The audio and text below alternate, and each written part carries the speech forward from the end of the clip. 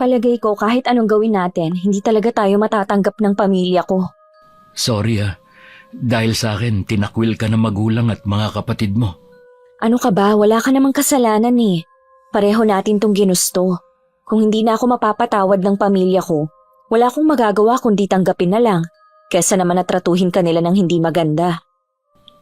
Pangako, gagawin ko lahat para sa inyo na magiging baby natin. Magtatrabaho ko para mabigyan kayo ng maginhawang buhay. Naniniwala naman ako sa iyo eh. Kaya hindi ako nagsisisi na ikaw ang pinili ko. Alam kong hindi ka sanay sa gawaing bahay dahil prinsesa ka sa inyo. Hayaan mo na lang ang mga trabaho dito. Pag uwi ko na lang galing trabaho, tsaka ko na lang gagawin. Hindi naman pwede na hanggang dito prinsesa pa rin ako. Iba na ang buhay ko ngayon. Hayaan mo na akong gumawa dito sa bahay. Matututunan ko rin naman ang mga to. Ayoko lang kasi na mahirapan ka at ang baby natin. Kapag pagod ka na, huwag mo nang ituloy ang gawain dito Hindi naman mahirap linisin tong apartment mo dahil maliit lang. Sa pagluluto lang talaga ako nahihirapan. May malapit namang karinderya dito. Bumili ka na lang ng pagkain mo para hindi ka na magluto. Masarap magluto si Aling Fatima. 2 dekada na ang karinderya niya. Ganun na nga siguro ang gagawin ko. Kesa masayang lang ang pagkain na lulutuin ko tapos hindi naman makakain. Basta gawin mo kung anong makakagaan sa'yo dito. Kasalukuyan pa ako nung nag-aaral nang makilala ko si Ellie na nagtatrabaho naman bilang systems analyst. Galing siya sa mahirap ng pamilya sa probinsya at bunso sa magkakapatid. Bukod tanging siya lang ang nakatapos sa kanila. Dahil pinaaral siya ng isang pare na tumutulong sa mga kapuspalad. Hindi naman mayaman ang pamilya ko. Pero dahil sa pagsisikap ng mga magulang ko kaya naibigay nila ang pangangailangan naming magkakapatid. Maliban sa nag-aaral pa nga ako, hindi rin nila tanggap si Ellie. Kaya pinalayas nila ako sa bahay nang malaman na nagdadalang tao ako. Bakit ang aga mo umuwi ngayon? Wala na akong trabaho, Yvonne.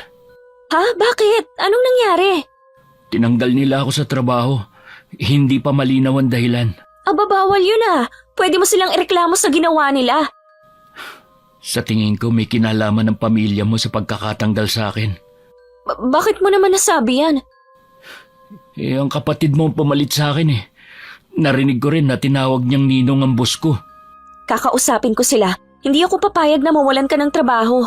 Alam nilang kailangan mo yun lalo't buntis ako. Hayaan mo na. Maghahanap na lang ako ng ibang trabaho. Ayoko rin naman kasi makasama sa iisang kumpanya ang kapatid mo kung sakali. Sigurado ka ba? Hindi madali na magsimula ulit ng ibang trabaho. Oo naman. Hindi naman siguro ako mahihirapang maghanap uli ng trabaho. Mas gusto ko na ring umiwas sa gulo. Hindi ko alam kung ano bang intensyon ni Kuya kung bakit niya yun ginawa. Hanggang ngayon siguro hindi pa rin niya matanggap ang nangyari. Itinakwil na nila ako. Dapat wala na silang pakialam sa akin. Bukas na bukas din, maghahanap na ako ng trabaho. Ayoko mag-aksaya ng panahon. Sana nga makahanap ka kaagad. Alam ko na kailangan mo rin magpadala sa inyo at nag-iipon pa tayo para sa panganganak ko. Huwag kang masyadong mag-alala. Baka makasama pa yan sa pagbubuntis mo. Makakaraos din tayo. Hindi ko maiwasan ang mag-alala. Bigla ko tuloy na alala ang sinabi ni Kuya Alexis. Hindi daw niya tayo patatahimikin. Hindi kaya ito na ang simula ng gagawin niyang panggugulo? Wala siyang karapatang gawin yun. Kapatid mo lang siya. Mga magulang mo nga hinayaan ka na. Nung nasa abroad kasi ang mga magulang namin, si Kuya ang tumayong ama't ina sa aming magkakapatid. Kaya madalas siyang nasusunod kahit nandito na sina Papa at Mama. Sa tingin ko naman, hindi na tayo magugulo ng kuya mo. Nakuha niya na ang gusto niya. Sana nga, pero hindi ko pa rin maiwasan na kabahan. Huwag kang masyadong mag-alala. Nakalimutan mo na ba ang sabi sa'yo ng OB mo? Kailangan mo mag-ingat dahil masela ng pagbubuntis mo. Iwasan mo ang ma-stress. Yang pag-aalala mo, hindi yan makakabuti sa'yo. Pasensya ka na ha. Pipilitin ko na lang na i-relax ang sarili ko at hindi mag-isip. Malalampasan din natin to. Ang mahalaga, magkasama tayo sa hirap at ginhawa. Wala nang inaksayang oras si Ellie sa paghahanap ng trabaho. Pero lumipas ang 1 linggo hanggang umabot ng 1 buwan wala pa rin siyang nahahanap. Hindi rin kami tinitigilan sa panggugulo ni Kuya Alexis. Minsan nagpapunta siya ng mga kaibigan niya para guluhin kami sa bahay. Dahilan para sumakit ang tiyan ko at madala ko sa ospital. Bakit ngayon ka lang? Ano nangyari sa'yo? Bakit puro ka pasa? May mga humarang kasi sa aking mga kalalakihan habang papunta ako dito. Hindi ko naman mga kilala. Siguradong si kuya na naman ang nasa likod sa nangyari sa'yo. Mabuti hindi ka nila pinatay. May mga dumating agad na mga tanod na nagpapatrolya sa lugar. Kaya nasaklolohan agad nila ako. Ipablatter natin ang nangyari sa'yo. Sa tingin ko lalo lang titindi ang galit ng kapatid mo. Iwasan na lang natin siya. Paano natin gagawin yun alam niya kung saan tayo nakatira? At isa pa, hindi naman tayo agad makakalipat dahil kapos tayo. May naisip akong solusyon kung papayag ka. Anong solusyon naman? Ang umuwi tayo sa probinsya namin. Doon, hindi na tayo masusundan ng galit ng kapatid mo. Di ba hindi pa alam sa inyo na meron ka ng kinakasama? Kumpara naman sa kapatid mo, mas mabait ang pamilya ko. Pwedeng mabigla lang sila pero matatanggap ka rin nila kalaunan. Kung yan ang sa tingin mong makakabuti, di sige, umuwi na lang tayo sa inyo. Isang linggo pa bago kami bumiyahin ni Ellie dahil sa kalagayan ko. May agam-agam man sa puso ko kung ano ang magiging buhay namin sa probinsya nila. Ang tanging pinangahawakan ko lang ay tiwala sa nobyo ko. Isang araw din na naging biyahe namin sa barko at kailangan pa namin sumakay ulit ng bus. Bago kami nagpatuloy, kumain muna kami. Malayo pa ba ang sa inyo? 6 na oras pa ang biyahe, tapos sasakay pa tayo ng bangkang de motor. Ang layo pala ng sa inyo. Nasisiguro ko nang hindi na tayo masusundan ni kuya dito. Hindi na talaga, kaya kumain ka na ng marami para hindi ka gutumin sa biyahe natin. Wala pa rin kasi akong ganang kumain Pakiramdam ko rin maduduwal ako. Oy, sige, huwag mong pilitin. Magbabaon na lang tayo ng pagkain at plastic na rin kung sakaling masuka ka mamaya. Maraming bumabagabag sa akin. Kung ano magiging reaksyon ng pamilya mo at kung ano magiging buhay natin sa pag-uwi natin sa inyo. Marami akong pwedeng pasukan. Hindi nga lang kasing laki ng sahod ko sa Maynila pero kaya nang bumuhay ng pamilya. Paano ang pagtulong mo sa pamilya mo? Magbibigay pa rin ako kung may sobra. Alisin mo na nga yung mga nagpapagulo sa isip mo. Alam mo naman na masama sa iyo yan Mapapanatag lang ang kalooban ko kapag nakaharap ko na ang pamilya mo. Ang mabuti pa, bilisan na natin kumain. Kailangan na natin makasakay agad sa bus para hindi tayo gabihin. Hindi naman ako nakaramdam ng hilo sa bus kahit nakakahilo ang daan. Pagsakay nga lang sa bangkang de motor, doon na nag-umpisa ang parang hinahalukay ang tiyan ko. Mabuti nilang maagap si Ellie. Isinahod niya agad ang plastic habang hinahagod ang likod ko. Pagbaba para akong lantang gulay. Isang kaanak naman niya ang nakakilala sa kanya kaya tinulungan na kami sa mga bagahe namin. Pagdating sa bahay nila, nagtataka ang tingin sa amin ng mga magulang niya. Nagmano naman sa kanila ang nobyo ko na ginaya ko naman. Bakit biglaan yata ang pag-uwi mo? Nobya mo ba siya, Ellie? Pasensya na po kayo, Nay. Tay, kung hindi na ako nakapagsabi na uuwi. Siya po si Yvonne. Nagsasama na po kami sa Maynila. Ha? Ilang taon na ba siya? Tingin ko menor de edad pa siya. Mukha lang pong bata si Yvonne dahil maliit na babae. Pero mahigit 20 anyos na po siya. Ang bata pa rin niya. Sa dami niyong bitbit tingin ko. Magtatagal kayo rito. Nay, wala na po akong trabaho. Kaya po umuwi na lang kami rito. Ganun ba? Pancho, magsalita ka naman dyan. Dito na raw titira ang anak mo at ang kinakasama niya. Nawalan daw siya ng trabaho. Narinig ko naman ang sinabi ng anak mo. Kung ganun maligayang pagbabalik. Mabuti pa, Rosalia, ipaganda mo sila ng pagkain. Baka pagod sila sa mahabang biyahe. Salamat po, Tay. Tsaka na tayo magkwentuhan, anak, ha? Aalis kasi ko ngayon Sasamahan ko ang ninong Leo mo at si paring Quintin. May kailangan lang kaming gawin. Sige po, Tay. Mag-iingat ka, Pancho, ha? Huwag mong kalilimutan na ilak ang pinto at mga bintana, ha? Baka umagahin na rin ako ng uwi. Hinatid pa ng nanay ni Ellie ang asawa sa may pintuan bago kami binalikan. Muli akong sinuyod ng tingin na matandang babae. At saka huminto ang tingin sa may tiyan ko. Hindi naman siya nagkomento. Hindi pa siguro nahalata na buntis ako dahil maliit pa ang tiyan ko. Magpahinga muna kayo dyan at maghahanda lang ako ng pagkain ninyo. Iha, huwag ka mahihiya dito ha. Ituring mo na rin tong bahay mo. Maraming salamat po, Aling Rosalia. Nanay na lang ang itawag mo sa akin, Iha. At tatay naman kay Pancho. Sige, maiwan ko muna kayo, ha? Sabi ko naman sa'yo mababait ang mga magulang ko. Oo nga, nawala na ang kaba ko.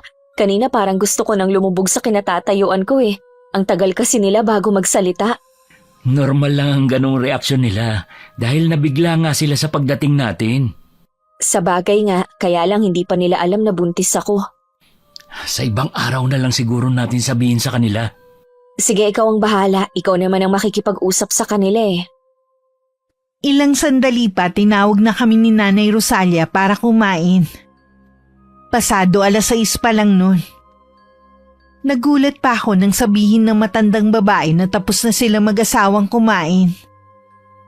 Ganun daw kasi sa kanila. Maaga ang hapunan. Nung gabi, inaasahan ko ng maaga rin magpapahinga ang nanay ni Ellie.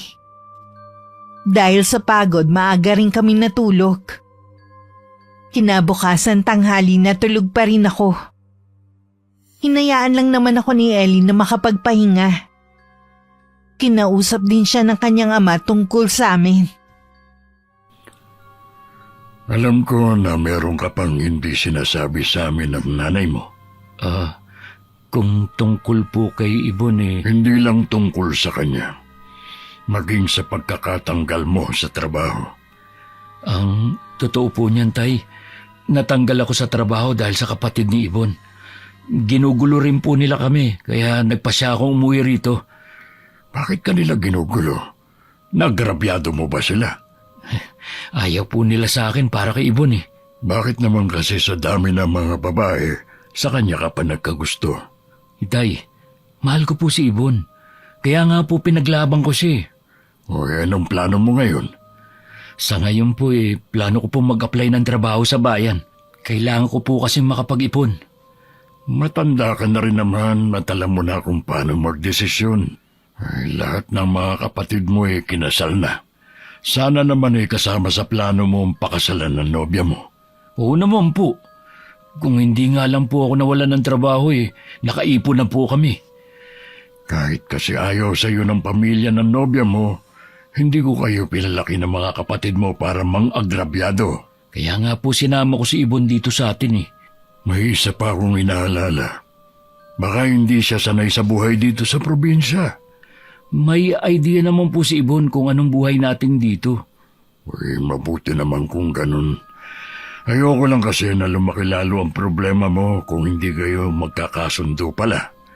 Kung hindi niya kayang mamuhay ng simple, mabuti pa ngayon palang isauli mo na. May isa pa pala akong hindi nasasabi sa inyo. Hindi ko na po siya pwedeng ibalik dahil nagdadalang tao na po si Ibon Iyon ang dahilan kung bakit siya tinakwil ng mga magulang niya. Ano ka mo? Buntis ang nobya mo? Opo, Tay. Ay dapat pala lalo kang magsipag. Kailangan mong pag-igihan ng paghahanap ng trabaho para sa mag-ina mo. Oo naman po. Nakahinga naman ng maluwag si Ellie sa naging reaksyon ng ama sa pag-uusap nila.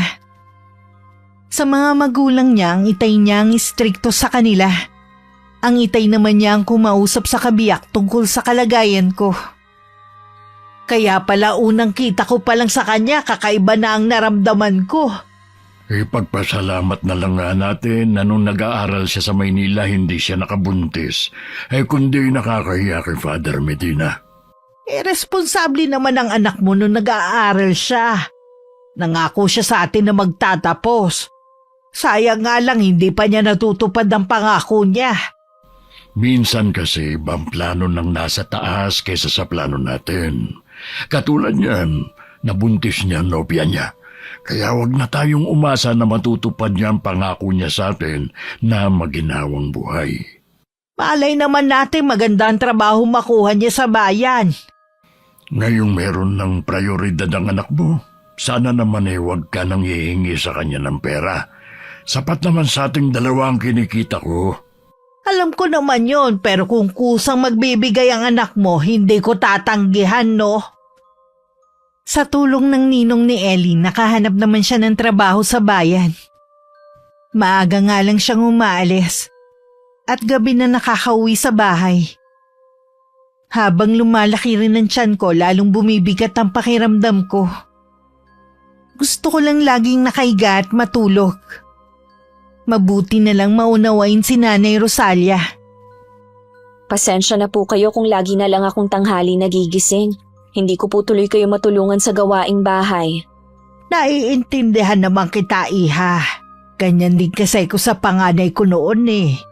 Kung gusto mo lang matulog, hindi kita pipigilan. Nabanggitin kasi ni Ellie na maselan daw ang pagbubuntis mo eh. Ganun na nga po, nung nasa Maynila nga po kami, ilang beses din po akong naospital. Delikado nga talaga ang pagbubuntis mo. Ang layo pa naman ng ospital dito sa amin. Pero huwag ka mag-alala, may kumadrona naman kami rito. Iyon po ba yung nagpapaanak sa bahay lang? Oo, mahusay yung si Clement. Siya ang sumunod sa yapak ng kanyang ina. Pasensya na po kayo, Nay, ha? Kahit po kasi mahusay pa siya, ayoko po na dito sa bahay mga anak, mas gusto ko po sa ospital. Wala namang masama sa gusto mo, kaya lang paano kung emergency? At hindi ka agad madala sa ospital? Mabuti na rin yung masabihan natin si Clement. Sige po, kayo po ang bahala. Sa umaga nga pala, pagkagising mo, magpaaraw ka sa labas nitong bahay kahit kalahating oras lang. Maganda kasi sa buntis yung naaarawan eh. Sige po, Nay, pero bukas na lang po siguro, medyo nahihilo po kasi ako. Maliban sa nahihilo ka, ano pang nararamdaman mo ha? Masakit ba ang tiyan mo? Nahihilo lang po talaga ako. Minsan po naninigas ang tiyan ko pero hindi naman po palagi. Kapag may nararamdaman ka sa katawan mo magsabi ka agad sa akin ha? Ibiniling ka sa akin ni Ellie habang nasa trabaho siya. Maraming salamat po, Nay, sa inyo ko lang po naranasan kung paano alagaan. Naikwento nga sa akin ni Ellie na parehong nasa abroad ang mga magulang mo habang lumalaki kayong magkakapatid. Kaya hindi nyo naranasan ang kalingan ng isang ina. Ganun na nga po, Nay. Inaasahan ko na silang makakaramay ko sa sitwasyon ko pero pinalayas at itinakwil pa nila ako. Hindi ako makapaniwalang may mga magulang palang kayang tikisin ng anak. Di bale, habang nandito ka at hindi pa kayo nakakabukod ni Ellie ako muna ang magiging nanay mo. Maraming salamat po. Nang sumunod na araw, sinunod ko ang bili ni Nanay Rosalia. Nang magising ako, uminom lang ako ng gatas. At saka lumabas na ng bahay. Naupo ako sa parte na nasisikatan ako ng araw. Pumikit pa ako para namnamin ang init na tumatama sa mukha ko. Tama nga ang Nanay Rosalia. Masarap ang init sa umaga. Dapat pala dalasan ko ng pagpapaaraw. Ilang sandali pa naramdaman kong parang merong nagmamasid sa akin. Mabilis ako nagmulat ng mga mata at saka nagpalingalinga. Wala naman akong taong nakikita na nakatingin sa akin. Pero dama ko pa rin ang pakiramdam na may nagmamasid sa akin. Ganito pala ang pakiramdam ko noon sa Maynila. Nung ginugulo kami ni Kuya Alexis. Mukhang dala ko pa rin yung trauma na ginawa niya sa amin ni Ellie. Dahil masarap sa pakiramdam ang init, hindi agad ako pumasok sa loob ng bahay. Ilang minuto pa ako nasa labas. Hanggang dumating na nga si Nanay Rosalia na galing palang palengke. Tutulungan ko na sana siya magbuhat ng mga dala niya pero tumanggi siya. Mabuti naman naisipan mo magpaaraw ngayon. Sinusunod ko lang po ang payo ninyo sa akin. Mainam naman talaga ang sikat ng araw sa atin eh. Siya nga pala, binilhan kita ng pansit at puto sa palengke.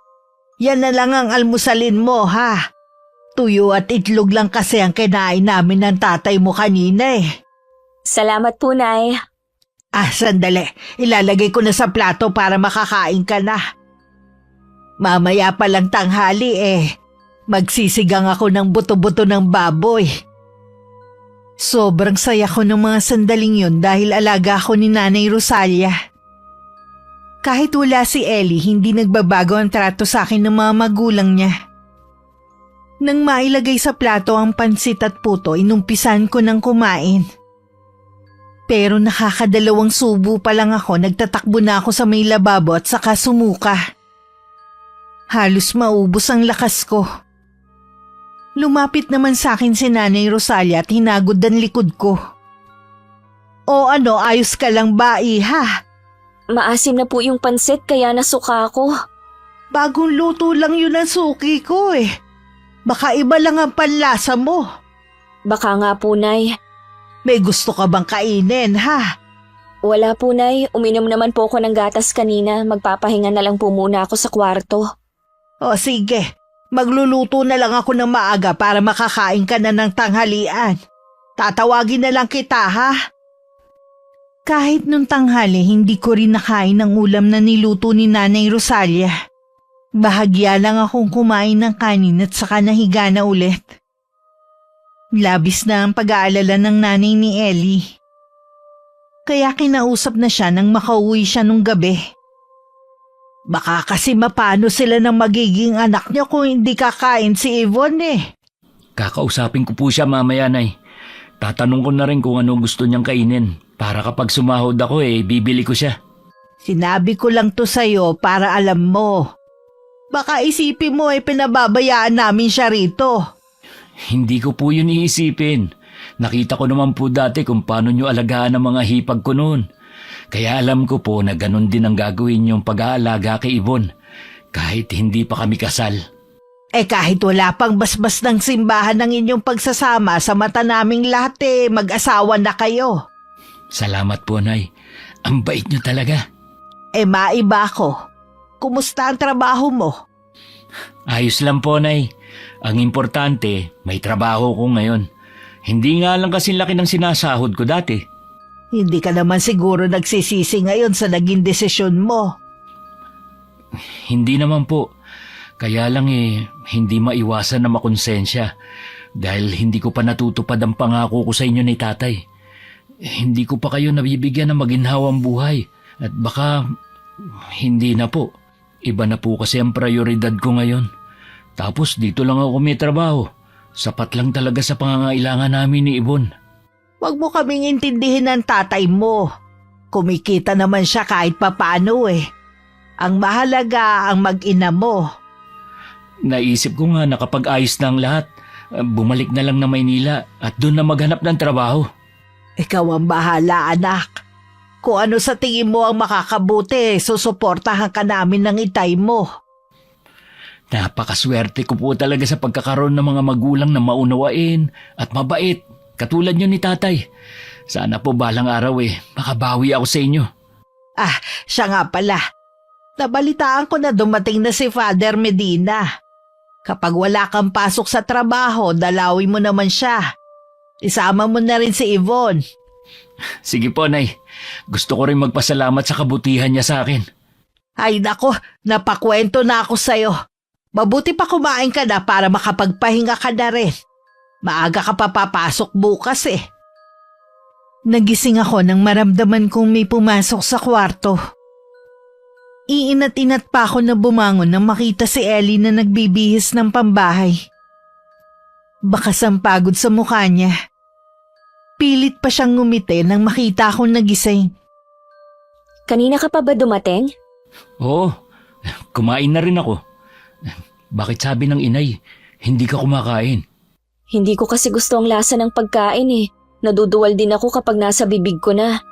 Sabi mo kung ano gusto mong kainin. Sa Sabado, sa sahod ako, bibili kita ng mga gusto mo. Pwede ko bang ilista para hindi mo makalimutan? Oo naman. Mas okay nga yun para alam ko na ang bibiling ko.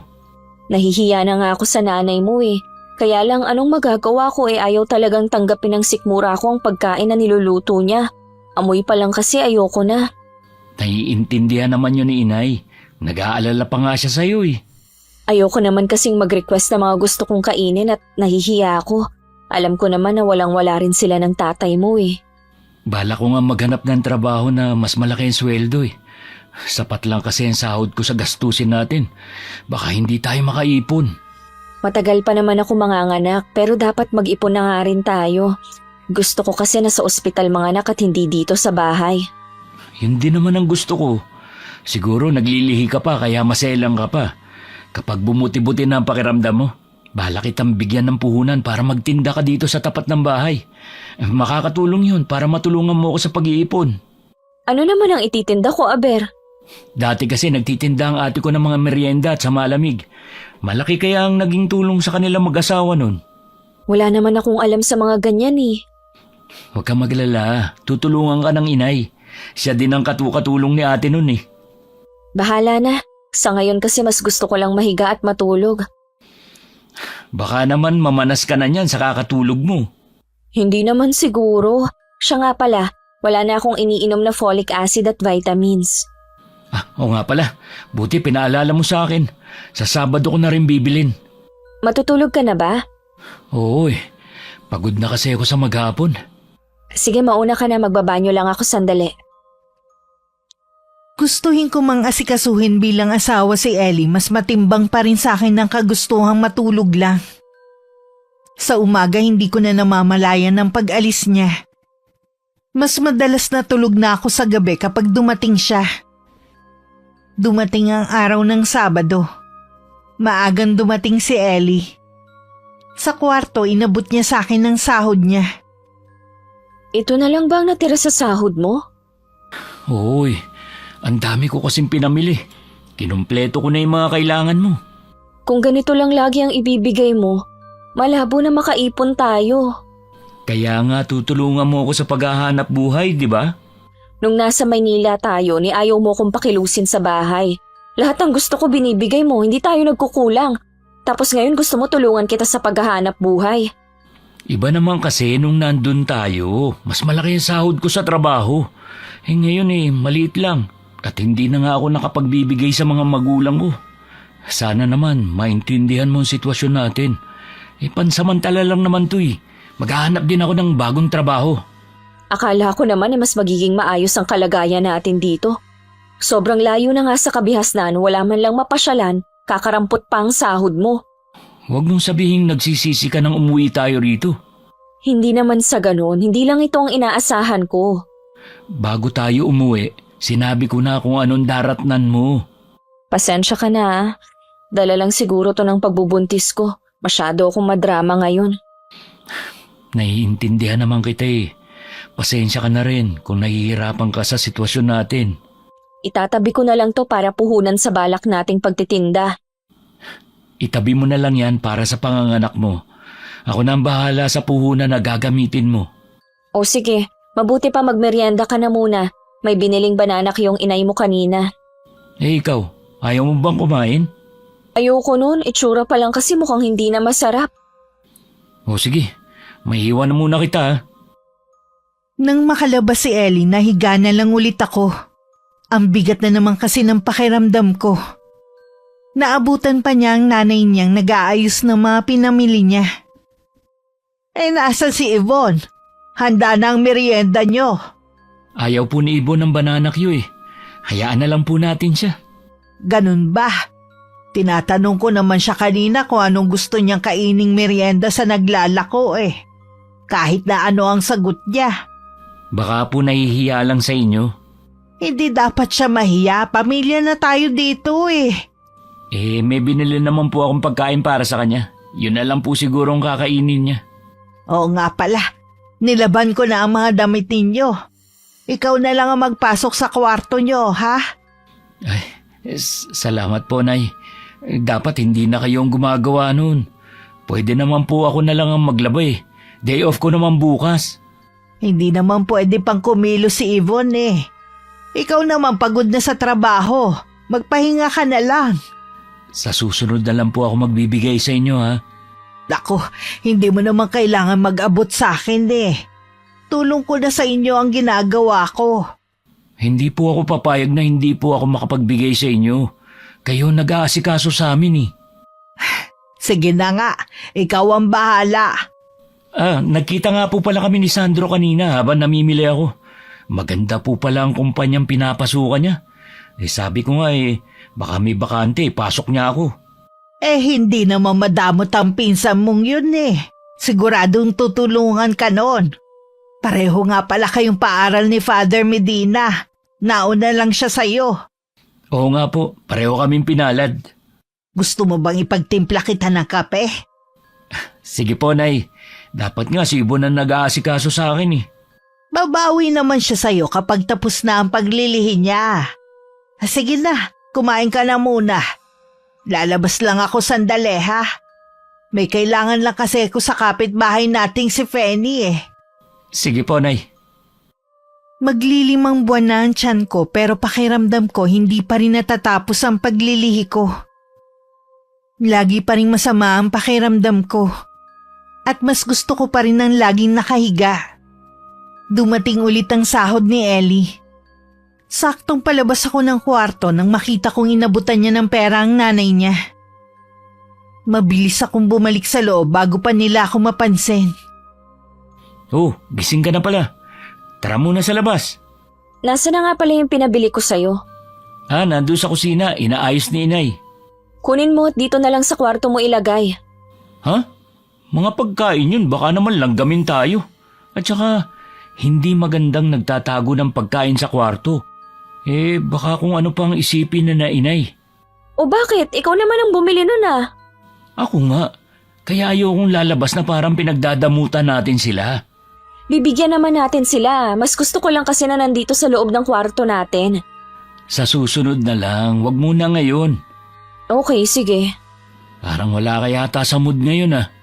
Hindi lang siguro maganda ang gising ko. Lagi pa rin ba mabigat ang katawan mo? Oo, lalo na ngayon. Wala pa rin tayong nabibiling mga gamit para sa baby natin. Marami namang naitabing baru-baruan ng mga kapatid ko. Nagsabi naman silang ipapahiram na lang sa'yo para hindi na tayo bumili. Ayoko nga. Unang baby natin to, dapat lang na bago lahat ng mga gamit na bibilhin natin. Siyempre, yung mga wala, yun ang bibilin natin. Hindi praktikal ang gusto mo na lahat kailangan bago. Kung meron namang magbibigay sa atin. Pag-iipunan naman natin ang pangbili, di ba? Hindi nga praktikal, lalo na sa sitwasyon natin. Bahala ka na nga. Ikaw naman na nagtatrabaho sa ating dalawa eh. Masyado namang mainit ulo mo. Sa bagay, ganyan nga yata kapag buntis. Gusto ko sana siyang sitahin sa pagbibigay ng pera sa nanay niya. Pero nagpigil na lang ako. Nagmukmuk na lang ako sa kwarto hanggang sa tawagin ako para sa hapunan. Wala naman akong imik na naupo. Lihim ako napasimangot nang makita ang ulam sa mesa. Munggo kasi at pritong galunggong. Wala bang ibang ulam? Hindi mo ba gusto munggo? Hindi eh, kahit yung isda. Naku, pasensya na iha. Hindi ko alam eh. May dalata dyan. Ipagbubukas na lang kita ha. Ayoko din po ng delata, Nay. Paano ba to? Sarado pa naman ang karinderya dito. Hanggang 4:00 lang kasi sila eh. Ano bang gusto mong iulam ha? Gusto ko po sanang pritong manok. Teka lang. Pupunta ako sa may tindahan. Baka may tinda silang manok doon. Huwag na po kayo mag-abala, Nay. Bukas na lang po mag-uulam ng manok si Yvonne. Anong uulamin ko? Kung ano nakahaing ulam. Ayoko nga ng ulam na yan. Kung ayaw mo ng ulam, huwag kang kumain. Hindi talaga. Yvonne, huwag ka munang pumasok sa kwarto nyo. Hindi ka pa kumakain. Hayaan nyo na lang po siya, Nay. Alam mo namang buntis ang nobya mo eh. Baka mapano sila na magiging anak mo. Hindi naman po kasi tamang utusan pa niya kayo eh. Ako naman na nagkusa na bilhan siya ng ulam na gusto niya. Ako na lang po bahalang bumili ng ulam na gusto niya mamaya. Kumain na lang po tayo. Binilisan na ni Ellie ang pagkain niya para makabili na siya ng manok na gusto kong ulamin. Siya na rin na nagprito at nang makaluto tinawag na ako. Pero nagbago na ang isip ko. Ayoko na ang ulam na yun dahil mamantika masyado. Ayaw mo na ng ulam? Yung munggo na lang siguro ang uulamin ko. Matagal na naman kasi nung huli akong kumain nun. Niloloko mo ba ako, ha? Ha? Bakit naman kita lolokohin? Pagod na nga ako maghapon sa trabaho tapos mag-iinarte ka pa. Hindi naman ako nag-iinarte. Ayoko talaga nung ulam kanina, nagbago lang ang isip ko. Ewan ko ba, ganito yata talaga kapag buntis pabago-bago ng gusto. Dinadahilan mo lang yata yung pagbubuntis mo Anong pinagsasabi mo dyan ha? Pagpalit na lang kaya tayo ng kalagayan para mas maintindihan mo ko. Oo na, lumabas ka na doon para kumain. Baka gusto mo pa, subukan kita. Nawalan na ako ng ganang kumain. Di wag, hindi naman ako matutulog ng gutom Imbis na intindihin mo ang kalagayan ko, ganyan pa ang ipinapakita mong ugali. Sumusobra ka na kasi. Lahat na nga ginagawa ko para sa'yo. Kung makaarte ka, akala mo tagasunod mo ang mga tao dito. Huwag mo sanang kakalimutan na ikaw ang nag-uwi sa akin dito. Nasinangayunan mo naman, di ba? Ni isa nga sa mga ipinangako mo walang natutupad Gusto mo pa na magtinda ako sa harap ng bahay nyo para lang dagdag kita? Ni minsan hindi ko pinangarap na maging tindera. Di wag, kung ayaw mo akong tulungan. Nagsusumikap naman ako para maibigay sa'yo ang lahat ng mga pangangailangan mo. Nagkukulang pa ba ako sa'yo, ha? Oo! Mas okay pa rin ang buhay natin sa Maynila.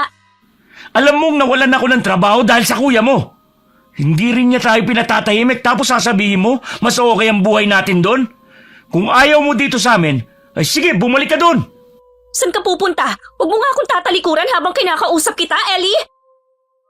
Tuloy-tuloy lang na lumabas ng kwarto namin si Ellie at hindi na pinansin ang pagtawag ko. Mabuti na lang wala ang mga magulang niya ng mga oras na yun sa bahay. Hindi narinig ang pag-aaway namin. Kasalukuyang nasa bahay sila ng isang anak na malapit lang naman. Hindi na rin ako kumain ng hapunan. Kinabukasan maaga akong gumising at naabutan ko na si Nanay Rosalia sa kusina. Hindi ka na yata kumain ng hapunan. Siguro nakatulog ka na. Teka, ipagtitimpla kita ng gatas mo. Nasaan po si Ellie? Kasama ng tatay niya. Maaga silang nangahoy para makauwi agad.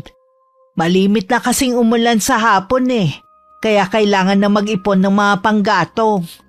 Ganun po ba, Anay? Lalabas po muna ako, magpapaaraw lang ako.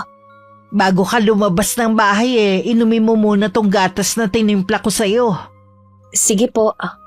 Pagbalik mo nakaluto na ako ng almusal mo. Nang maubos ko ang isang basong gatas, nagpaalam na akong lalabas. Sa bakuran lang naman ako.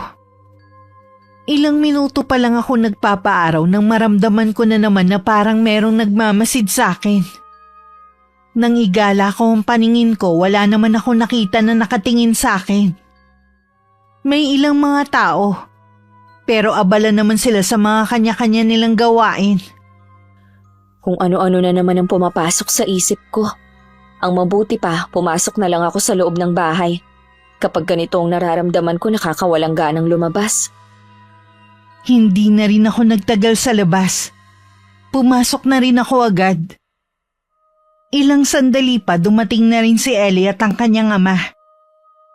Nang magtawag na para kumain, umayaw ako at nagkulong na lang sa kwarto. Hindi kasi ako kumakain ng tuyo at pritong talong. Baka naman magkasakit na ang nobya mo kung hindi siya laging kakain. Ganyan ba talaga siya kaselan kahit nung nasa Maynila pa kayo? Hindi naman po. Ewan ko po ba, bakit sumobra naman ang kaartehan niya ngayon? Binili ko na nga siya ng mga gusto niyang pagkain pero hindi naman niya yung kinain. Gano'n niyo ba kakilalang isa't isa bago kayo nagsama sa iisang bubong? Mga 3 buwan pa lang kami magkarelasyon nun, bago ko siya nabuntis. Hindi niyo pa nga gaanong kakilala ang isa't isa. Sa tingin ko, yan na talaga ang ugali ng nobya mo. Hindi dahil sa paglilihi. Kahit na, kailangan pa rin nating ibigay ang mga pangangailangan niya. Sana naman matuto siya makisama sa atin. Ginagawa na nga natin lahat para sa kanya. Pagsasabihan ko na lang po siya. Hindi ko rin po kasi gustong inaasal niya. Pagsabihan mo lang, iho, wag mong aawayin, ha? Baka mapasama sa kanya kung sasama ang loob. Opo, Nay. Hindi ba niya sinasabi na gusto niya nang bumalik sa Maynila? Hindi naman po. Tsaka wala naman kaming babalikan doon. Naisip ko na kung ganyan rin lang naman na parang kinikilala niyo pa ang isa't isa, mabuti pa siguro na wag na muna kayong magpakasal. Plano pa lang naman po ang sa amin eh. Hindi pa kami sigurado. Siya nga pala. Papupuntahin ko dito ang kumadrona para matingnan siya. Sige po, sasabihin ko sa kanya mamaya para makapaghanda siya.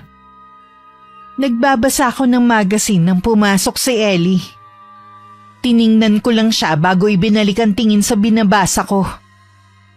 Umupo naman siya sa dulong bahagi ng higaan. Hindi ka ba kakain? Ayoko. Pumunta ng talipapa si inay. Bibilang ka ng pagkain. Hindi na lang sana siya nag-abala. Ayaw mo pala makaabala. Dapat kumakain ka. Sa ayoko ng pagkain na niluluto ng nanay mo eh. Sa susunod, ikaw na lang ang magluto ng kakainin mo. Kung pwede nga lang sana, kaya lang laging masama ang pakiramdam ko. Dahilan mo na lang yata yan eh. Anong dahilan? Kung pwede nga lang makipagpalit sa'yo para maintindihan mo, para hindi mo rin ako pinagdududahan na umaarte lang. Ay siya, tama na nga. Baka mauwi na naman sa mainit na pagtatalong pag-uusap natin. Nananahimik kasi ako dito sa loob ng kwarto, papasok ka. Kwarto ko rin to, kaya may karapatan akong pumasok kung kailan ko gusto.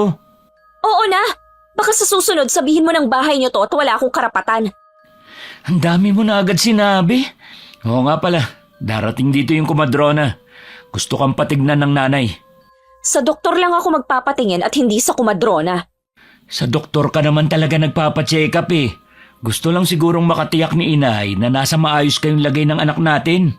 Ayoko nga sabi, wag mo na ipilit ang gusto nyo. Eh di wag, ikaw na nga ang pinagmamalasakitan eh. Nang hindi ako mapilit ni Ellie, lumabas na siya ng kwarto. Bumigat naman ang pakiramdam ko at naiyak na lang ako. Hindi ko na alam ang nararamdaman. Hindi na rin ako sigurado kung dahil pa to sa pagbubuntis ko. Nang mga sumunod na araw, hindi kami nagkikibuan ni Ellie. Para bang may pader sa pagitan namin.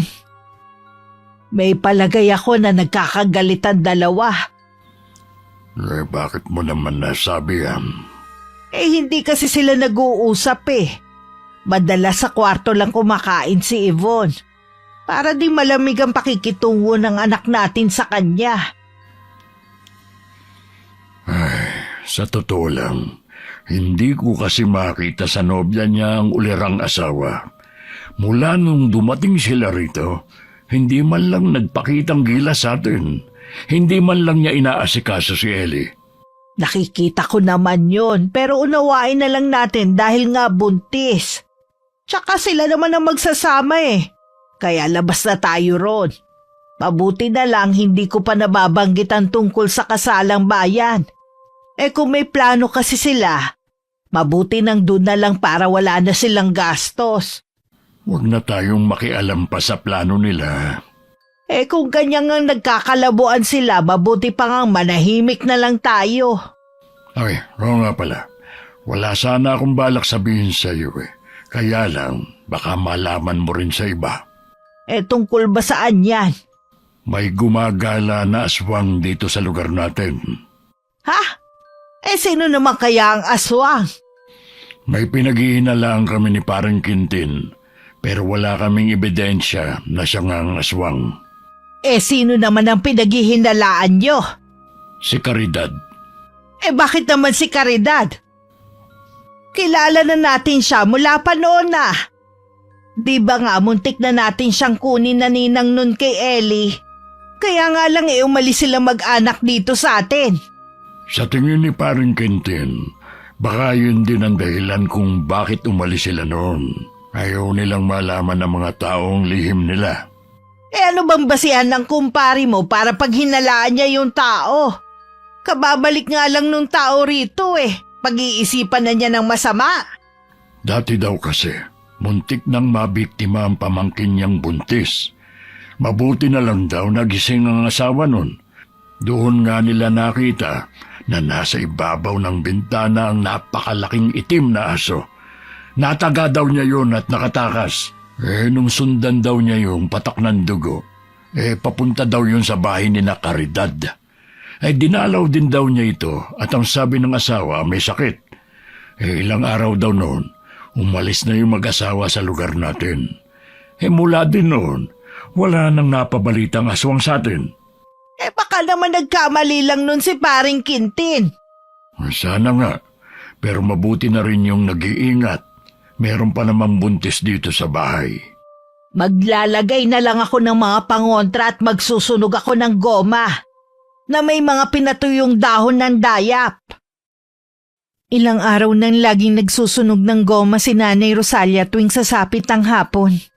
Hindi ko alam kung sadyang tinatapat pa niya sa may bintana namin. Nang hindi na ako nakatiis, sinabi ko na yun kay Ellie. Nagsabi naman si inay para daw mawala ang mga lamok. Hindi man lang ako tinanong kung ayos lang ba sa akin. Hirap na nga akong huminga dahil sa usok Isara mo na lang ang mga bintana para hindi pumasok ang usok. Naaamoy ko pa rin kasi Tapos gusto pa ng inay mo na magsuot ako ng bestidang itim sa gabi? Ano, nagluluksa lang? Ang gusto pa niya, wag na akong lumabas sa hapon at kung ano-ano pang bawal gawin. Sumunod ka na lang. Para din sa kabutihan mo ang ginagawa nila Ganyan din si inay sa mga hipag ko dati. Wala namang nawala sa kanila nung sumunod sila. Ganyan talaga mga matatanda, maraming pamahiin. Sa totoo lang, nasasakal na ako sa bahay na to. Kung yan ang tingin mo, mabuti pa siguro bumalik ka na lang sa pamilya mo. Yan ba ang naiisip mong solusyon, ha? Lahat na lang kasi nirereklamo mo. Nakakapagod ka nang intindihin Ikaw kasi, imbis na mag-isip ng ibang solusyon, ang naisip mo agad ang umuwi dito sa inyo. Hindi mo man lang inisip ang magiging sitwasyon ko. Sana nung sinabi ko sa iyo ang plano ko, tumutol ka na. Sana hindi tayo umuwi dito kung ayaw mo naman pala. Kung hindi ka na makakatagal dito, umuwi ka na sa inyo. Ngayon pa ba, ha?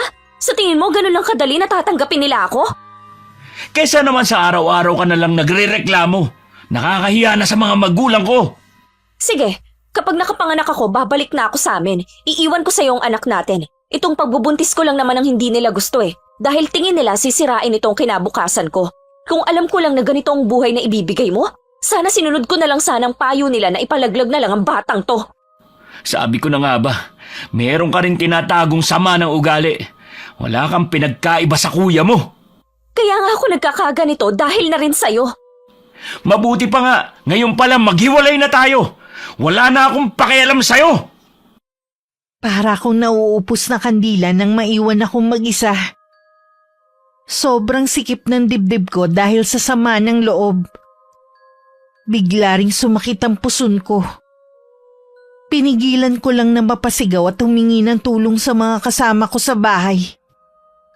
Ayokong isipin na naman ni Ellie na nag-iinarte lang ako. Nang umayos na ang pakiramdam ko, nahiga na lang ako at pinilit matulog. Bakit mo ba inaaway si Yvonne, ha? Nakakapikon na kasi Wala na akong magandang narinig sa kanya. Sana pinagpasensyahan mo na lang. Alam mong buntis Kung alam ko lang na ganyan pala ugali niya, hindi ko na sana siya inuwi rito sa atin. Paano kayo magpapakasal niyan kung sa malita problema paghihiwalay agad ang nasa isip ninyo? Mabuti nga hindi kami nagpakasal agad nun. Ngayon ko palang nakikilala ang ugali niya. Mabuti pa pareho muna kayo magpalamig. Tsaka na lang kayo mag-usap kapag hindi na kayo galit. Pasensya na kayo, Nay. Pati tuloy kayo nadadamay sa problema namin. Naiintindihan ko naman kayo. Mas matindi pa nga ang naging pag-aaway namin noon ng tatay mo Ultimo asin pinag-aawayan namin. Pero dahil mahal namin ng isa't isa, nalagpasan namin ang lahat ng problemang dumarating sa amin. Mahal ko naman po si Yvonne. Hindi ko lang talaga matagalan ang ugali niya ngayon. Pagod na nga ako sa trabaho. Gusto pa yata niya, siya ang asikasuhin ko. Hintayin mo na makapanganak ang nobya mo. Kung ganun pa rin ang ugali niya at hindi mo na talaga matagalan, mag-usap kayo alang-alang sa anak ninyo. Maghiwalay kayo ng maayos. Sisikapin ko pa rin pong maisalba ang pagsasama namin. Nang mga sumunod na araw, lalo ako naging bugnutin. Konting ingay, nagagalit ako. Katulad na lang ng araw na yun. Ako lang ang mag-isa sa bahay. Nagpaalam na aalis ang mga biyenan ko at bago daw dumilim, uuwi rin. Nagising ako dahil sa pagtama na matigas na bagay sa mismong bintana. Agad akong lumabas para sitahin ang may gawa nun. Isang dalagitang nakita kong nasa labas. Ikaw bang bumato sa bintana namin? Ano, sumagot ka? Iha, apo ko si Leila. Meron siyang kapansanan. May problema ba? Yang apo nyo, binatong bintana ko. Nagising tuloy ako. Imposible yata yan. Magkasama kami ng apo ko. Sandali lang naman akong bumili sa tindahan. Siya lang po ang naabutan ko dito sa labas. Walang ibang tao dito. Kanina may mga batang nandito. Baka sila ang may gawa nun. Hoy bata, sinong bumato sa bintana ko? Sumagot ka kasi para maliwanagan tayo.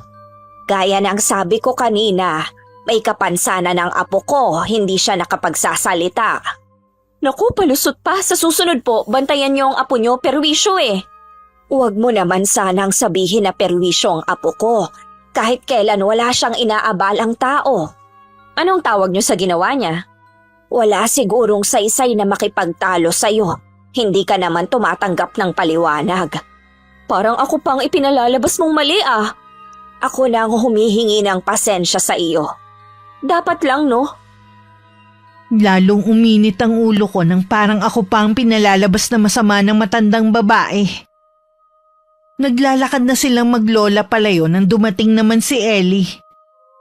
Lumingon pa sa amin na matandang babae bago nagpatuloy sa paglalakad. Sino ang mga yun? Yung batang kasama nung matanda, binato lang naman ang bintana. Ha? Nabasag ba? Hindi naman, kaya lang nagising ako eh. Tapos tinatanggi pa nila na sila ang may gawa. Ibig sabihin, hindi mo naman talaga nakita? Wala namang gagawa nun kundi yung batang yon. Paglabas ko, siya yung nandito. Kahit na, hindi mo sila dapat pinagbintangan. Maraming makukulit na bata dito. Baka sila may gawa. Wala ngang bata akong nakita dito maliban sa kanya. Sana naman hindi nagalit yung matandang babae. Sino kaya sila? Ibig sabihin hindi sila taga rito? Ngayon ko lang sila nakita eh. Mabuti pa pumasok na tayo sa loob ng bahay. Nung gabi nagising ako dahil sa maalinsangan na panahon. Pakiramdam ko rin tuyong-tuyo ang lalamunan ko. Nang sulyapan ko si Ellie, mahimbing siyang natutulog. At bahagya pang ang humihilik. Dahan-dahan akong bumangon para hindi siya magising.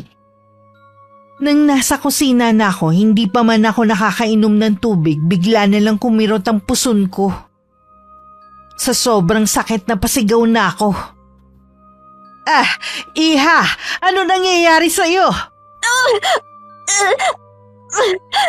Kumikirot po ang puson ko. Halika, aalalayan kita sa pag-upo.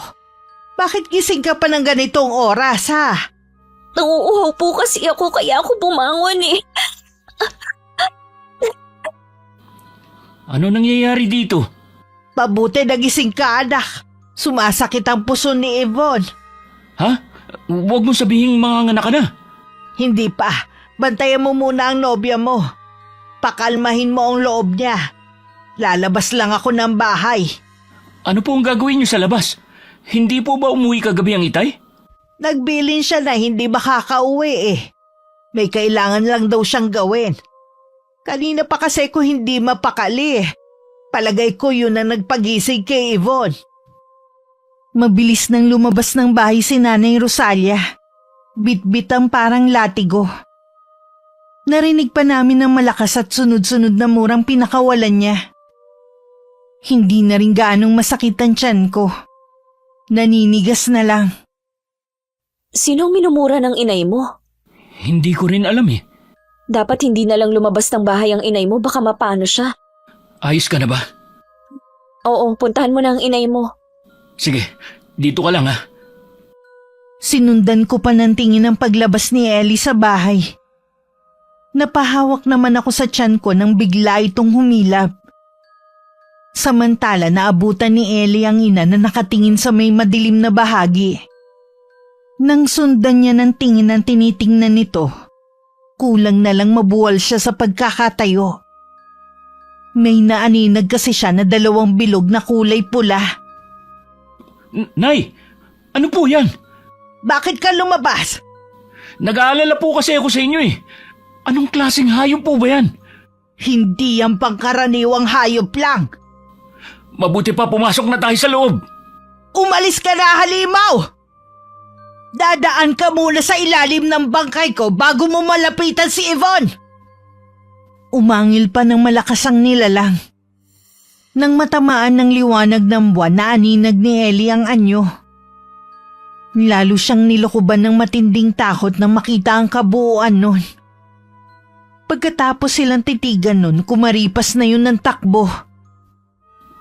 Isang aswang po ba yun, Nay? Oo, iho. Kaya dapat natin ingatan ang nobya mo. Totoo pala talaga mga aswang. Pumasok na tayo sa loob ng bahay. Bahagya pa ako nagulat nang biglang bumukas ang pinto at pumasok ang mag-ina. Agad na lumapit sa akin si Nanay Rosalia at hinawakan ng tiyan ko.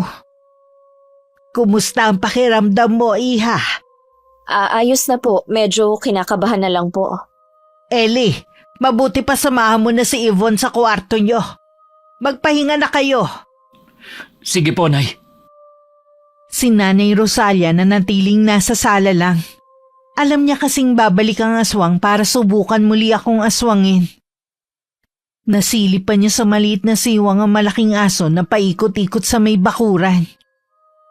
Umalis lamang yun na magliliwanag na.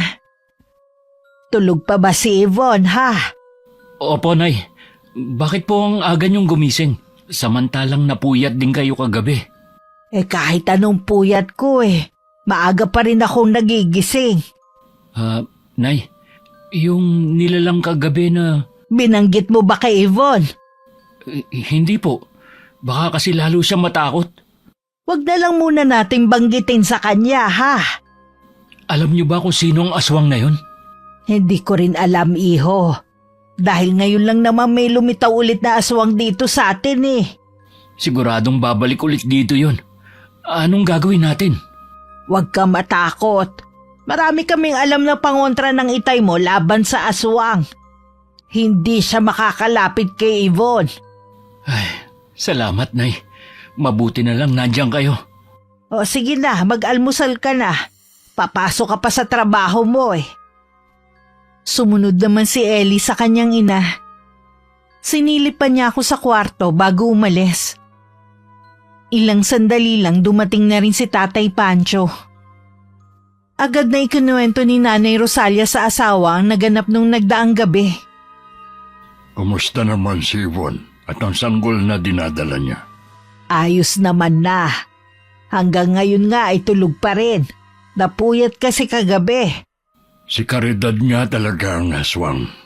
Hindi pa naman tayo nakakasiguro sa bagay na yan. Mahirap ang bintang, no? Mula lang naman bumalik siya, saka muling nagpakita ang aswang. Tama si Paring Quintin. Aswang si Caridad. Ingatan na lang natin na mag-ina. Hanggat narito tayo hindi magagawang lumapit ng aswang na yon. Kukuha ko ngayon ng libon ng kawayan. Ilalagay ko yon sa silong ng bahay natin. Magsusunog din ako ng gulong na may pinatuyong balat ng dayap mamaya. Nung hapon naamoy kong nagsunog na naman ng goma si Nanay Rosalia. Sumasakit tuloy ang ilong ko at hindi maipinta ang mukha. Ilang sandali pa patakbo kong nagtungo sa lababo. At lahat ng kinain ko ng araw na yun inilabas ko. Pagkatapos hinang-hina akong naupo na lang sa isang tabi. Pasensya ka na, iha ha. Inumin mo muna tong tubig. Salamat po. Ayos na ba ang pakiramdam mo? Medyo okay na po. Para saan po bang pagsusunog nyo ng goma? Hindi ko alam kung maniniwala ka pero pantaboy kasi yun sa aswang eh. Po? Aswang? Huwag naman po sana kayong manakot. Totoo ang sinasabi ko, Iha. Kagabi lang muntik ka ng aswangin. Hindi ko po alam kung bakit nyo sinasabi yan pero hindi po kasi magandang biro. Alam ko na mahirap paniwalaan. Lalo't sa syudad ka lumaki kung saan moderno ang pamumuhay. Pero totoo ang lahat ng nilalang na akala mo kathang-isip lang ng ibang tao. Mali nga yatang sumama ako kay Ellie dito. Huwag ka matakot. Hindi ka magagalaw ng nilalang na yon. Pangako yan. Naniniwala naman po ako na hindi nyo ako pababayaan. Hindi ko lang po talaga maiwasan na matakot pa rin. Basta sumunod ka lang sa mga bilin ko, ha? Katulad ng pagsusuot ng itim na bestida sa gabi. Itabi mo rin sa iyong higaan itong lana. Opo, susundin ko po lahat ng sinasabi nyo. Dahil sa ipinagtapat ni Nanay Rosalia kahit sa bakuran, takot na akong lumabas kung wala rin lang naman kasama. Hindi na rin ako nagrereklamo tuwing nagsisiga sila sa hapon at pumapasok ang usok sa loob ng bahay. Kaya ko na rin tiisin ang amoy. Basta para sa aming kaligtasan ng magiging anak ko. Isang hapon habang nasa tapat ako ng bintana, may isang matandang babae ang naglalakad papunta sa bakuran. Naalala kong siya ang lola nung batang pinagalitan ko. Nagulat pa ako nang lapitan siya ni Nanay Rosalia, nakasalukuyang nasa labas ng bahay. Caridad! Ikaw nga talaga! Kumusta ka na? Bakit ngayon ka lang bumalik dito sa atin, ha? Ayos lang, Rosalia. Ganoon yata talaga kapag matanda na. Gugustuhin pa rin bumalik sa lugar na pinagmulan. Sinong babaeng yun sa may bintana? Siya si Yvonne, ang kinakasama ng anak kong si Ellie. Kilala mo naman siguro ang bunso namin ni Pancho. Alam ko na buntis siya. Pakisabi sa kanya na mag-iingat siya. Maselan pa naman siyang magbuntis. Oo. Maselan nga talaga. Sa amoy at sa pagkain. Hirap nga kami nahanapan siya ng kakainin eh. Siya nga pala, kasama mo ba si Erning? Matagal nang patay ang asawa ko, Rosalia. Ganun ba? Pasensya na ha. Hindi ko alam eh. Kahit kasi nakabalik ka na rito, hindi ka naman masyadong naglalabas sa inyo. Kaya hindi ko alam kung ano ang nangyari sa inyo nung umalis kayo rito. Kami na lang ng apo kong magkasama ngayon sa buhay. Meron siyang kapansanan kaya labis akong nag-aalala sa kanya oras na mawala ako. Nasa ng mga magulang ng apo mo, ha? Matagal nang naulila ang apo ko sa mga magulang niya. Wala rin akong kamag-anak na pwedeng pag-iwanan sa kanya kung sakali. Ang hirap naman ng sitwasyon mo, Caridad. Sana naman humaba pa ang buhay mo. Yun ang pinagdarasal ko lagi. Ang humaba pa ang buhay ko hanggat matutong mamuhay ng mag-isa ang apo ko. Ilan taon na ba ang apo mo? 12 anyos pa lang siya. Napakabata pa pala niya. Minsan dalhin mo dito para makilala ko naman. Naging magkaibigan naman tayo noon bago kayo umalis rito. Hanggang ngayon kaibigan pa rin naman ang turing ko sa'yo. Salamat, Rosalia, at hindi pa rin pala nagbago ang turing mo sa akin. Pasensya ka na kung ngayon lang ako nagpakita sa'yo. Nahihiya kasi ako dahil hindi man lang ako nakapagpaalam sa'yo noon. Wala yon. Alam ko naman na may malalim kang dahilan kung bakit bigla kayong umalis noon Sana balang araw masabi mo sa akin. Sa ibang pagkakataon ay sasabihin ko sa'yo. Papaano? Kailangan ko nang umuwi. Hinihintay na kasi ako ng apo ko. Lagi naman ako nandito sa bahay Kahit anong oras pwede kang pumunta. Tumingin pa sa akin na matandang babae bago tumalikod. Hindi na malayo ni Nanay Rosalia na nakalapit na ako sa tabi niya. Inay, sino pong matandang yon? Nandiyan ka pala. Para ka namang may sa pusa. Hindi ko naramdaman ang mga hakbang mo. Siya si Caridad. Taga rito talaga sila ng pamilya niya. Pero bigla silang umalis na walang nakakaalam sa totoong dahilan nila. Nahihiya po ako sa ginawa ko sa kanilang maglola. Ha? Kilala mo ba silang maglola? Kasi po, napagalitan ko yung apo niya. Pinagbintangan ko po na bumato sa bintana ng kwarto namin. Mainit lang po ang ulo ko noon kaya nakapagsalita ko ng hindi maganda. Kilala ko si Caridad. Hindi naman yun mapagtanim ng galit sa kapwa niya. Kapag nagkita kayo, humingi ka na lang sa kanya ng paumanhin, ha? Opo, gagawin ko po yan. Sana makita ko pa silang maglola. Halika na sa loob ng bahay. Yvonne, bakit parang natulala ka na riyan? Baka po kasi guni-guni ko lang.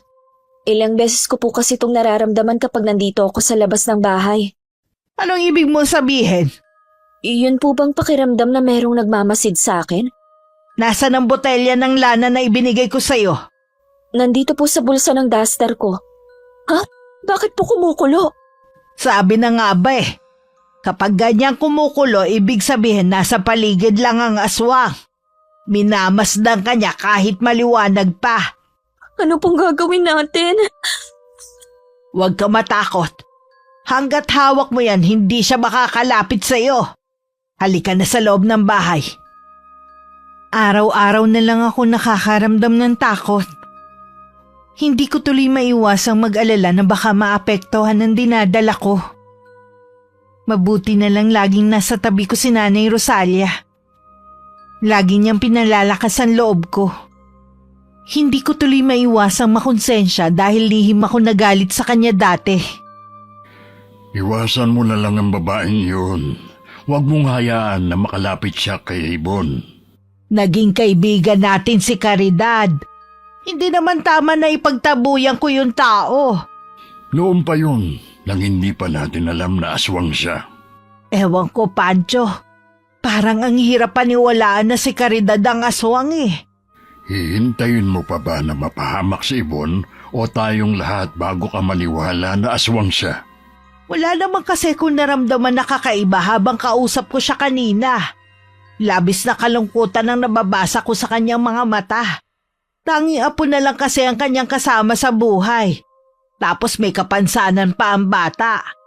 Wala na tayong pakialam sa buhay niya. Ang kaligtasan ninyo ang tanging mahalaga sa akin. Pasensya ka na, Pancho. Hanggat wala kang ebidensyang maipakita na si Caridad nga ang aswang, hindi ko siya maaaring iwasan.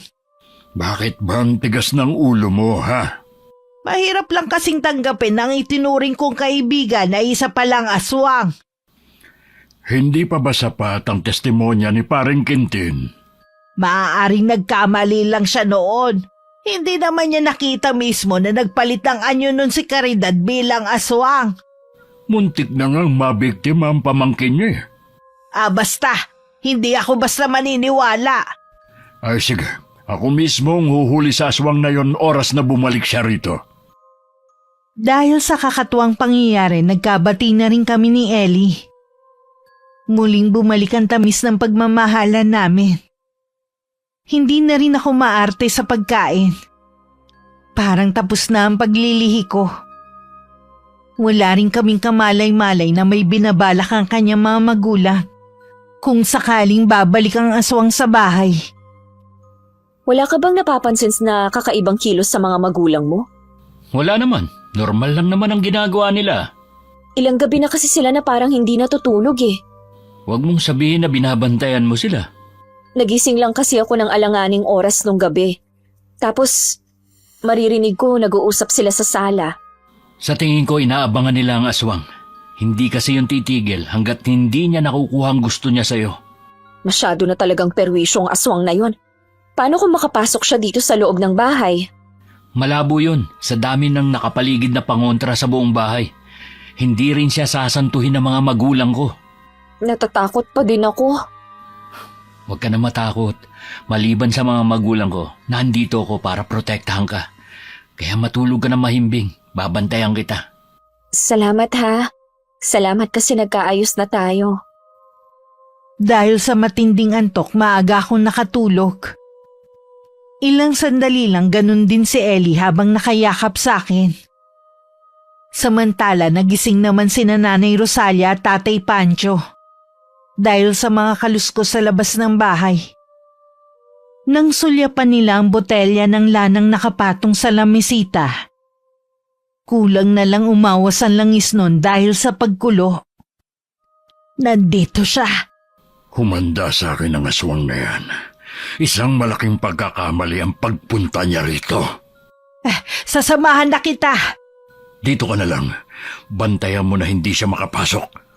Mag-iingat ka. Oh, hindi siya sasantuhin ng buntot pagi ko. Nang makalabas ang asawa, mabilis ding isinara ni Nanay Rosalia ang pinto. Mula sa maliit na siwang, sinilip niya ang magaganap. Ang kabiyak at malaking asong namumula ang mga mata kasalukuyan nagpapambuno. Napapasigaw pa siya tuwing napapailalim si Tatay Pancho. Nabitiwan pa na matandang lalaki ang buntot pagi. Mabuti na lang merong itak na nakasukbit sa bewang nito. Nang makakuha ng buwelo, agad niyang tinaga ang aswang. Malakas yung umangil at umungol bago tumakbo palayo. Pancho! Natalo mo ang aswang! Buhay pa siya. Hindi ko siya napuruhan. Ang sugat na natamo niya ang magiging tanda para malaman natin kung sino ba talaga ang aswang. Tama ka. Malakas ang kutob ko na si Caridad ang aswang. Huwag ka munang magsalita ng tapos. Hindi alam ng mag-asawa na nagising kami ni Ellie dahil sa ingay. Nasaksihan nga namin ang pakikipagtunggali ng kanyang ama sa aswang. Kinabukasan maagang umalis ang mga magulang niya. Hindi naman sinabi kung saan sila pupunta. Pero may kutob kami na pupuntahan nila ang bahay ng hinihinala nilang aswang. Pagdating sa maliit na kubo ni Aling Caridad, tila'y naasahan na nito ang pagdating ng mag-asawa. Bumukas kasi ang pinto at iniluwano ng matandang babae. Natutuwa ako na dinalaw ninyo akong mag-asawa. Paano nakakatayo ka ngayon? Wala bang masakit sa'yo? Hindi kita maintindihan, Pancho. Sabi ko na sa'yo mali ka ng akala. Wala ka bang kahit anong sugat? Imposibleng maghilom agad yun. Pinahirang ko ng katas ng kalamansi ang talim ng itak ko. Naiintindihan ko na pinaghihinalaan nyo ako na aswang. Siguro may pumunta sa inyo kagabi. Hindi ba? Muntik mo nang mabiktima noon ang asawa ni Parang Quintin. Ngayon naman, gusto mong biktimahin ang nobya ng anak namin. Wala akong alam sa ipinagbibintang mo sa akin. Hindi ako aswang. Sinungaling! Ipakita mo ang sugat mo! Nang hindi pa rin tumitinag si Aling Caridad, lumapit na si Tatay Pancho at hinawakan siya sa braso. Pero wala siyang nakitang sugat o maliit na galos man lang. Naniniwala ka na siguro na hindi ako ang aswang na hinahanap nyo. Pasensya ka na, Caridad, ha?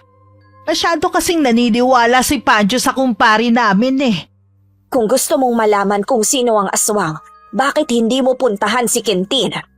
Huwag mong sabihin na... Puntahan mo na lang. Sandaling natigilan si Tatay Pancho bago mabilis na tumalikod. Naiwan naman si Nanay Rosalia na naguguluhan pa rin. Inanyayahan muna siya ni Aling Caridad na pumasok sa loob ng kubo. Tama bang inisip ko na kaya ka umalis nun Dahil natatakot kang may makaalam na isa kang mambabarang? Oo, tinakot ako noon ni Quintin at ng asawa niya. Alang-alang sa pamilya ko, lumayo na lang kami. Hindi ko lang akalain na balang araw babalik pa ulit ako dito. Si Quintin ba ang aswang? Hindi siya kundi ang asawa niyang si Lucia. Mahal na mahal niya ang asawa, kaya hindi nakapagtataka na pagtakpan niya. Diyos ko po, sino mag-aakala na kung sino pa yung mabait at nagkakawang gawa siya pa palang may malagim na sekreto? Noon pa man, ganoon na ang ginagawa niya. Kaya kung meron man magbubuko sa kanya, lalabas lang na naninira. Pero kung silang maglalabas ng sekreto ko noon, tiyak na marami ang maniniwala agad. Pasensya ka na, Caridad, ha? Hindi ka namin natulungan nun ni Pancho. Matagal na rin naman ang pangyayaring yon. Alam ko na ayaw nilang mag-asawa ang pagbabalik ko. Pero hindi na ako natatakot sa kanila. Sa pagkakataong ito, nasa tabi mo lang ako. Salamat, Rosalia. Pero ayokong madamay ka. Damay na talaga ako. Gusto ba naman nilang biktimahin ang mamanugangin ko Yan ang pagkakamali ni Quintin at Lucia dahil sa ginawa nila, nabuko tuloy sila. Itinuring ko pa naman silang mga kaibigan. Paano? Hindi na rin ako magtatagal, ha? Dadalaw na lang ako sa ibang araw. Nagtataka ko kung bakit naunang umuwi si Nanay Rosalia sa asawa niya. Samantalang magkasama lang naman silang umalis kanina. Halata rin ang pagkabalisa sa anyo ng matandang babae. Ilang sandali pa dumating na rin si Tatay Pancho. Galit naman ang anyo nito. At napansin ko pa ang nakakuyom nitong kamao. Ano nangyari? Tama nga si Caridad. Hindi na rin naman nagkaila si Quintin dahil nakita ko mismo ang malalim na sugat sa braso ni Lucia. Sila pa talaga ang nagbanta oras na ipakalat ko ang lihim nilang mag-asawa. Hindi nila tayo maaaring takutin. Sinabi ko nga at tinapos ko na rin ang pagiging magkumpare namin ni Quintin. Wala akong mga kaibigang halimaw. Ang walang galang na nga po. Tungkol po ba sa aswang ang pinag-uusapan ninyo? Oo, iha. Nalaman kasi namin na si Lucia pala ang aswang na pumupunta rito. Huwag kang matakot, Iha. Ngayong kilala na natin sila, lalong hindi sila makakalapit sa'yo. Maiiwasan mo na rin siya kapag nagkita kayo sa labas. Malamang po, hindi na ako lumabas ng bahay. Pwede naman, iha. Basta kasama mo ko. Salamat po sa inyo. Akala namin hindi na babalik ang aswang. Dahil ilang araw din itong hindi nagparamdam. Pero nang gabing yun, nabulahaw na naman kami ng mga kaluskos sa labas ng bahay. Nang lumabas si Tatay Pancho at Ellie, hindi na nila yun naabutan. Sa galit ng mag-ama, pinuntahan nila ang bahay ng mag-asawa. Pero mas matindi pala ang ganti na ibabalik sa amin ng mag-asawa. Nagkaroon ako ng malalang sakit na hindi gumaling-galing. Caridad, ikaw pala. Pasensya na kung hindi maganda ang pagbisita mo ngayon. Siya ba ang apo mo? Oo, siya si Leila. Hindi nga lang siya nakakapagsalita pero nakakaintindi siya. Maupo muna kayo dyan at ikukuha ko lang kayo ng maiinom. Huwag ka nang mag-abala. Si Yvonne talaga ang ipinunta ko dito. Ha? Kaya mo ba siyang mapagaling? Hindi lang ako mambabarang. Kaya ko rin makapanggamot. Kulam ang nangyayari sa kanya na mula sa aswang kaya matindi ang pinagdadaanan niyang hirap. Kung hindi natin siya maaagapan, ikamamatay niya ang sumpa ng aswang na yon. Tulungan mo si Yvonne at ang magiging apo namin. Ako na ang bahala sa kanya. Ibabalik ko rin ang sumpa kay Lucia. Napatingin ako sa matandang babae na pumasok sa kwarto namin. Naalala ko na siya ang lola nung batang pinagbintangan ko noon. Panay din ang tulo ng mga luha ko dahil sa sama ng pakiramdam. Hindi ko mailarawan ang sakit na nararamdaman ko. Ilang araw na akong hindi nakakakilos, na para bang naparalisa na ang buong katawan ko. Huwag kang mag-alala. Gagamutin kita. Naalala ko na po kung sino kayo. Pasensya na po kayo ng apo nyo Hindi ko sinasadya na makapagsalita ng hindi maganda. Kalimutan mo na ang pangyayaring yon. Hindi kami marunong magtanim ng galit sa kapwa namin. Pakiusap po, iligtas niyo ang baby ko. Magpakatatag ka, alang-alang sa kanya kung gusto mo siyang mailigtas. Opo. Bahagyang hinilot ni Aling Caridad ang sentido at ulo ko. Hinawakan din niya ang maumbok kong tiyan. Bigla ko naramdaman ang paggalaw ng sanggol sa sinapupunan ko na ilang araw ko ring hindi maramdaman. Pumipintig pa ang puso ng anak mo. Tuso din talaga si Lucia. Dahil hindi niya makuha ang anak mo, binigyan ka na lang niya ng karamdaman. Ay, salamat naman. Ilang araw na rin ako nag-aalala dahil sabi ni Yvonne Hindi nga daw gumagalaw ang sanggol sa kanyang sinapupunan. Ligtas na ang apo mo. Ibabalik ko na lang kay Lucia ang ginawa niya. Isang matinding barang ang gagawin ko sa kanya. Nang araw na yun napagaling ako ni Aling Caridad.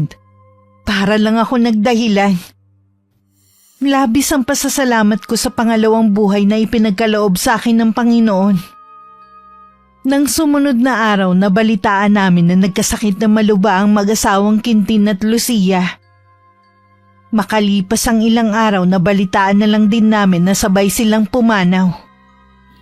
Sabi ng mga saksi, lumabas daw ang napakaraming insekto sa kabaong ng mag-asawa. Doon nila nakumpirma na binarang nga sila.